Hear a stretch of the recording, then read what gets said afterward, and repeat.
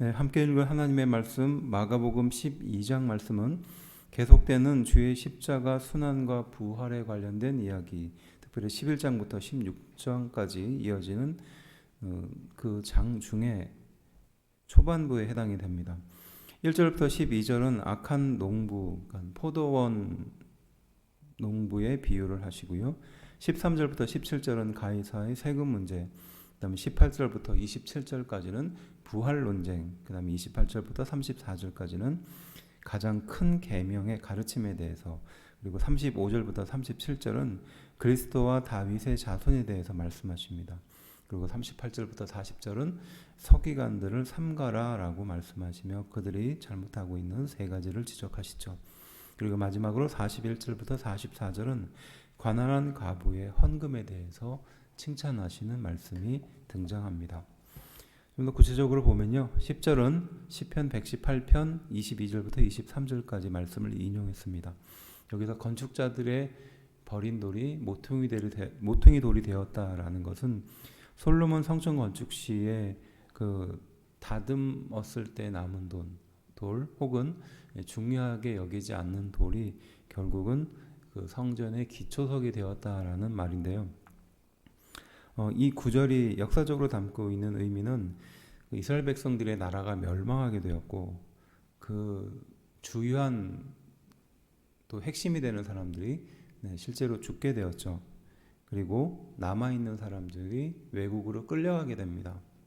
그렇지만 결국 그 끌려간 사람들 중에 그들이 다시 돌아와서 성전의 주춧돌이 되었다라는 그런 의미죠. 이스라엘 백성이 패망하고 난 뒤에 남아있는 사람들이 결국은 다시 이스라엘 백성이 되어서 돌아와서 하나님의 거룩한 성전의 기초석이 되었다, 백성의 밑거름이 되었다라는 의미거든요. 이것을 이 성경이 쓰여진 이 마가복음의 시선에서 다시 말씀드리면 종교 지도자들이 그 역할을 못하고 새 언약을 이루실 예수님께서 그들에게 비록 버림을 받지만 결국 그들의 기초석이 되었다라고 말하는 거죠. 그래서 새 언약의 관점에서 이 말씀을 이해하기도 합니다. 하늘에 있는 성소의 머릿돌이 되었다라는 사도행전 4장 11절 말씀이죠. 이 말씀을 우리에게 적용을 하면 지금 우리는 비록 버린 돌처럼 보이겠지만 저 천국을 향하여 살고 있으며 하늘에 있는 성소의 머릿돌이 되신 예수님을 바라보면서 현재의 삶을 살아가고 있다라는 것으로 적용할 수 있습니다. 예수님께서 세상의 머릿돌이 되기 위해서, 성전의 기초가 되기 위해서 우리가 하나님께 온전히 나아갈 수 있는 성전이 되도록 그렇게 희생하신 것처럼 우리가 그 예수님의 새 언약, 예수님의 성소의 머릿돌을 바라보며 신앙생활을 해야 한다라는 말씀으로 적용할 수 있겠죠. 12절은요. 예수님을 따르고 존경하는 무리가 늘어나고 있었습니다. 결국 예수님을 회방하고 또 그를 미워했었던 종교 지도자들이 결국 무리들을 두려워하게 되는 것이죠. 6월절 축제에만 120만 명이 모였다라고 추산하는데요. 그들 중에 많은 수가 예수님을 메시아로 믿고 따랐었기 때문입니다. 13절은요. 바리새인 그리고 헤롯 당이 등장합니다. 좀 더 이 바리새인과 헤롯 당은 좀 연구를 해볼 필요가 있고요. 바리새인은 힐렐과 샴마이 학파로 나누어졌다고 했죠. 그리고 헤롯 당은 헤롯 왕가를 옹호하는 사람들이었습니다. 그래서 조금 더 나아가서 헤롯을 약속된 메시아로 보기도 했다고 합니다. 14절은요. 빠져나갈 수 없는 문제를 가지고 예수님을 시험에 빠뜨리는 거죠. 그래서 가이사에게 이 헌금이, 이 돈이 드려져야 되느냐. 가이사는 로마의 황제죠. 예수님은 그것을 아주 그들이 말하는 빠져나갈 수 없는 문제로 답변을 하십니다. 그래서 로마에게 충성하느냐 아니면 하나님께 충성하느냐, 이 문제를 가지고 물어보고 있는 거죠. 로마에 충성하지 못하겠다라고 말하면 곧 예수님을 로마에 충성하지 않는 배반자로 몰 것이고, 또 유대인들 하나님을 믿는다라고 말하면 또 반대로 로마에게 고소할 수 있는 거리가 되겠죠. 18절은요. 부활을 믿지 않는 사두개인의 질문이 담겨 있습니다. 사두개인에 대해서 좀 연구할 필요가 있겠죠. 사두개인은 모세 오경 외에는 나머지는 다 거부합니다. 그리고 부활을 믿지 않죠. 내세를 믿지 않습니다. 천사와 악마도 부정합니다. 그래서 인간 중심적이며 현실주의자가 되었다는 것이에요. 그래서 이들이 부활이 없다고 하지만 지금 이 부활의 이야기를 가지고 예수님을 시험하는 겁니다.